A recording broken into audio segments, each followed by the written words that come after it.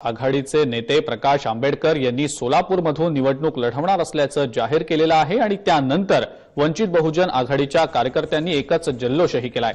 मात्र यामुळे काँग्रेसला चांगलाच धक्का बसलाय। काँग्रेसमधून माजी केंद्रीय मंत्री सुशील कुमार शिंदे हे सोलापूरमधनं लोकसभेसाठी उभे आहेत।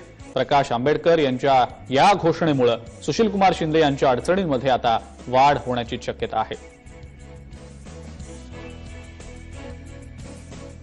जाहीरच केली आहे आता अधिकृतरित्या काय अजून आहे त्यांनी जाहीरच केली आहे की मी सोलापूरमधून लढणार आहे म्हणून यादी आली की त्याच्यामध्ये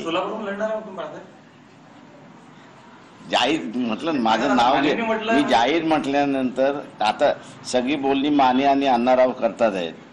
मी आता तरी पक्का आहे उद्या काय होईल माहित आहे ते म्हणून मी उद्या बोलतो ना काय त्याच्याबद्दल।